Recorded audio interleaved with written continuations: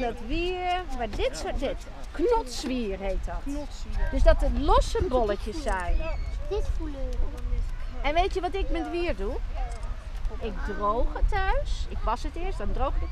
En daarna verpulver ik het, zodat ik het gebruiken kan als zout. Want wier kan je gewoon eten.